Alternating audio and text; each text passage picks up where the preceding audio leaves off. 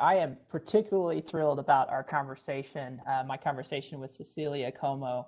I had shared with her that these cloud strategy summits are quickly becoming one of my favorite parts of my job. And I think a big part of that is just the opportunity to interact with folks like Cecilia. She's the assistant vice president at AT&T Entertainment, and she combines her natural affinity towards engineering, her extraordinary people skills, and artistic ability to solve dynamic, complex problems and fundamentally change the way teams work. We recently had Cecilia on our Status Go podcast, which I can honestly recommend that you join if at all possible. Subscribe to that podcast. Shameless plug. It's great content. I'm not very involved with it, so I can say that. But please subscribe. And the conversation that Cecilia had on the podcast around change management was extremely compelling. And I was just so thrilled that she agreed to join us for our conversation today. She's been on several cloud adoption journeys. And she brings that experience to the conversation. And I think you're going to find value in what we talk about here today. So Cecilia, hello and welcome. Hey, Chris. Hey, everyone. So happy to be here today. Great. I just wanted to open and say I am thrilled about my theme, which is the cloud journey. I just got back from Yosemite, so talking about a journey and teaching my kids about how to be prepared and associating that now with the cloud, I think there's a lot of corollaries. So really excited to be here. Awesome. Thank you for that. So Cecilia, just to open things up, can you share a little bit of background on your work at AT&T Entertainment? Sure. Currently, I'm the Assistant Vice President for Platform Service Operations in AT&T Entertainment. And what that means is I have the operations teams for all the technical underlying platforms for DirecTV, AT&T TV, Uverse. So that's all of our live linear programming, our VOD, our streaming. And so I have lead about 140 engineers and developers and operators. They're of all kinds: infrastructure, network, software, data, security. And we manage the day-to-day video products, and make sure it's available 24/7 to our customers. Great, thank you for that. So again, you've been on several cloud journeys with your time at AT&T. Can you share a little bit of what you've learned along those processes? Sure. Just a bit of background on my journey. So I'm going to, at the risk of dating myself, I'm going to go back to 2010 or 2012 when I first started working on the cloud. And it was really cloud concepts around peer-to-peer music sharing. And we saw this trend in the industry. We started talking about massively distributed computing for video delivery. So the cloud actually has been around for a long, long time.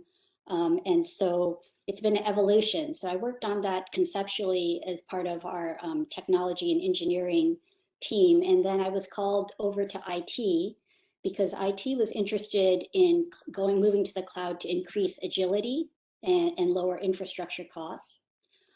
So worked for a while with the IT team, and then DirecTV was acquired by AT&T.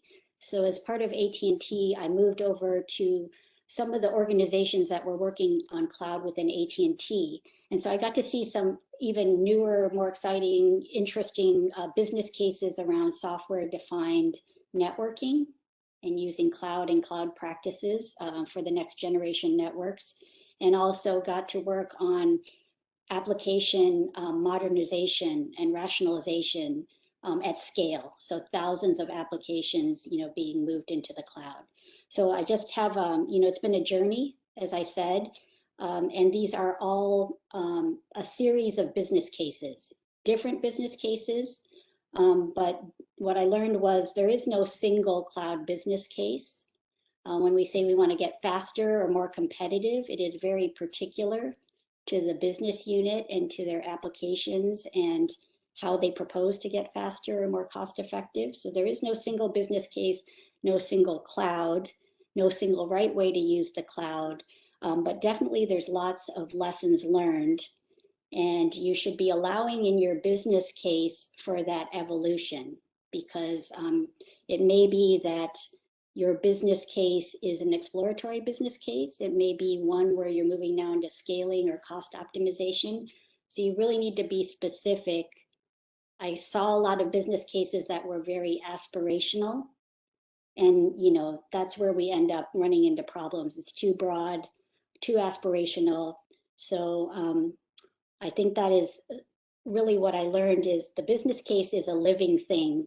Your journey into the cloud is a living effort, and those things need to be monitored and adjusted and measured to make sure you're still on track, or to decide that you want to pivot your business case, or to emphasize, fix, close gaps in certain things that are hindering you from achieving your business case. Awesome. Yeah, I love that. I mean, I think that we hear often that, with the best intentions, things start out one way, and you have to be willing to adjust and pivot as the things evolve. So I really appreciate that. So, what are some common challenges that you saw? We spoke a little bit about this the other day. I was really excited to hear kind of what you had to share there. Or what were some of the common challenges you've seen throughout this process? Um, Before I talk about these common challenges for the audience, every team I worked with are full of brilliant, enthusiastic people. There's no shortage of brain power on every single team. But of course, every single team said, that can't happen to me. We're too smart for that. We have proper controls. We know how to move into the cloud. But some of the things now, when I talk about what will happen, it's very common, and it's not for lack of brain power, but it is very common. So I don't want anyone to be embarrassed that these things occur, because I think what happens a lot of times is the problems start occurring. And of course, the business unit or the business case sponsor, you're kind of too embarrassed to say there is a problem and acknowledge that and get that taken care of right away. So I'm just going to come out and say it. First, you're going to go slower before you get faster. Second, you're probably going to spend too much, and you're going to have to figure out, why are you not only not saving money in the cloud, but you're actually spending more than you had originally in your budgets or with your on-prem applications and infrastructure. And then third, I would say, get ready. You're probably going to be less secure if you're not paying attention to how you use the cloud. So those are three very common things, getting slower before you get faster, spending too much instead of saving money, and then, becoming less secure. And maybe a little bit of a story behind each one. Going slower has to do with skills gap. So I heard that mentioned a lot. That's true and very obvious, that you need skills to be able to work in the cloud. And these are not just cloud specific skills. The cloud engineers are very cross-functional. So they need to know a bit about network, infrastructure, security, applications. Those are the best kind of resources you can have. But outside of just having a skills gap, I think one of the key observations is you may see in your organization a culture war erupt, and developers, operators, business people start to fight over who owns the cloud, who is setting the metrics for the cloud, are we doing well or not, what are our new roles and responsibilities. And sometimes it's hard to detect, because no one will want to say it in the conference room. Why are we getting slower? Why is this not going well? So you may want to monitor what is going on culturally between teams. It may be going on around in the background, percolating and not being addressed, that there will be confusion and difference of opinion on the roles and the measures going forward. So that's the culture war that you need to be aware of. And then two, spending too much. So there's lots of reasons you might spend too much. Number one, a lot of companies will put persistent monolithic applications in the cloud, and they're just not factored to scale at all. And they will sit there and consume lots of cloud resources, just like a utility, and it'll cost you more than on-prem. So you have to be very selective about what you put in the cloud and how it is developed, does it need to be refactored to get elasticity. You're going to create a lot of sprawl. So your engineers will love it. Your developers, you'll be very fast to provision. You'll create a big giant footprint in the cloud, and then it'll start accumulating spend. And you won't be able to identify who owns it. You'll be scared to turn it off. So be very mindful of inventory. The cloud is very fast to provision, very easy. And then it gets hard to decide, who owns this and how to turn it off. And then finally, be aware, going into the cloud, you should know how your services are priced, right? So every movement of an application, you should understand, are you using cloud services? Are you using cloud infrastructure? What's the capacity? What's the potential API, load? And model out, how do you think the costing is going to work?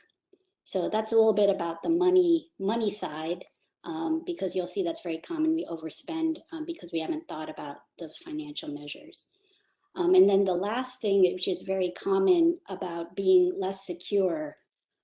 So just go into the cloud and remember what you're trying to protect. Are you trying to protect customer data? Are you trying to protect access to your own systems or visibility? And make sure that that is part of your design. So that security by design is something that's really important in the cloud to think about upfront and not as an afterthought. It's best handled if you build that into your cloud deployment pipeline and your cloud design. Else it becomes kind of a giant mess, to clean up the footprint, maybe even rebuild it. And it also puts your business at risk. Yeah, thank you so much for that. Every organization is different, but I constantly hear those three themes come out, that the people side, the transition of the people, the security, and how different security by design is than, operating in a data center on the security side. And then the cost piece, I know that, we tend to think that you move to the cloud, you're just going to start saving money, but that's not always the case, right? If it's not done correctly. So I think those three themes really ring true for me based on the conversations I've had and as I've been listening out there in the market. So thank you for that. Finally, I think for folks, and just by the way, I was looking at the polling results here. The vast majority of the folks that have joined us here today that responded to the poll are still, in that period where 20% or less of their applications have been migrated to the cloud. So they're a little bit earlier in their cloud journey than maybe you are today. And for those folks, knowing what you know today, what might you do a little differently if you were going to start a new cloud adoption process there at your role? What might you do differently, knowing what you know today than maybe you've done in the past? Well, I think number one, I would have done a lot more organizational assessment and assessing organization and people for their capacity to change. Because if you are moving into the cloud, hopefully it's a transformative move.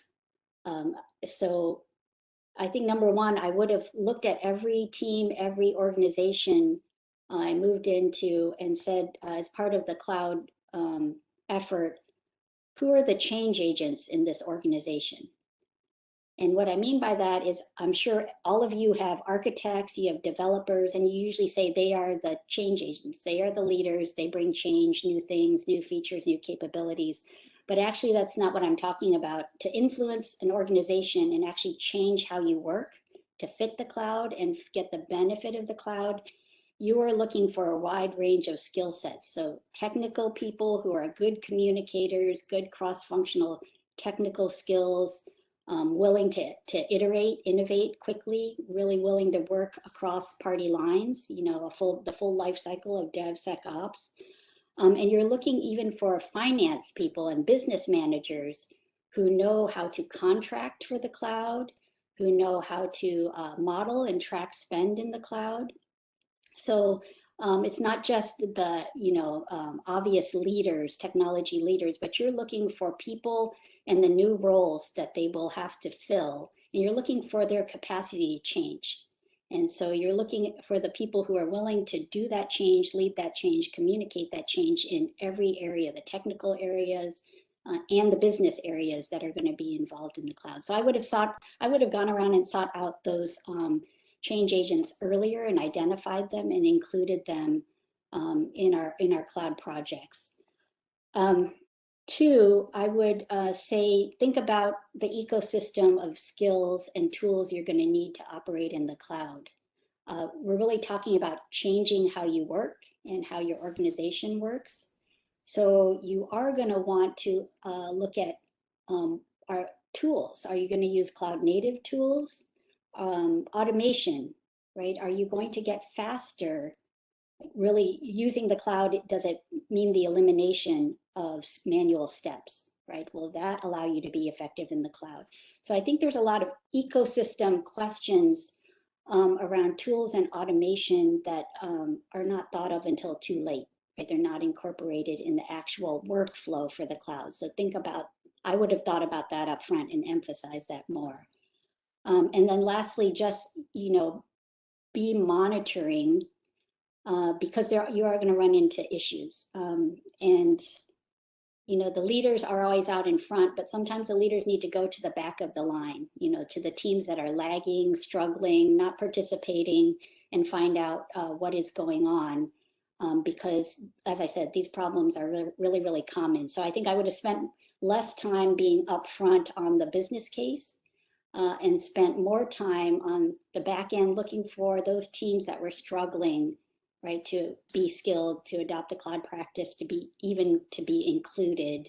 They were being left out, and I would have pulled them forward. Great. Yeah, I love that idea that you touched on with the change agents. And I don't mean to spring an unexpected question on you, but when you're looking for those change agents, those folks that are really going to help drive that change, is there any specific qualities you look for, or how do you kind of ID those types?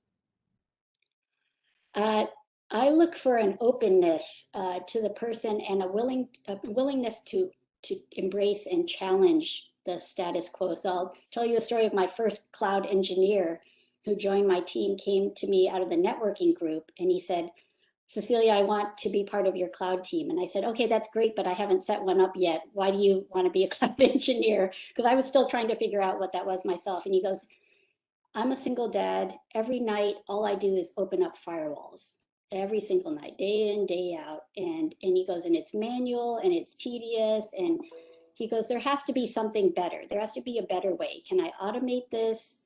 Why are our firewalls, can we move this, into the cloud?" He said he just had lots of questions. And he said, "I'm tired of doing it the way we've been doing it for so long, and it's not good for me or the company, and I'm willing to learn. I'm really willing to learn. I'm a network engineer." So he had a whole list. I could probably do security.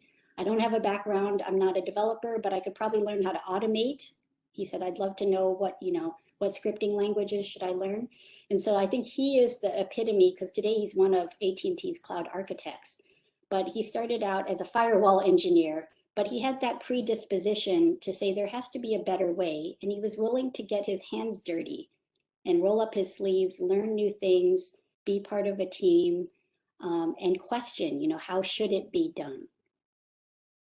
That's awesome. I love that. Yeah, it's that openness. I think that's most helpful. So, Cecilia, thank you again. I can't tell you thank you enough for carving time out for us. It really means a lot to us. We appreciate it. You're welcome, and good luck to everyone on the call with your cloud journey.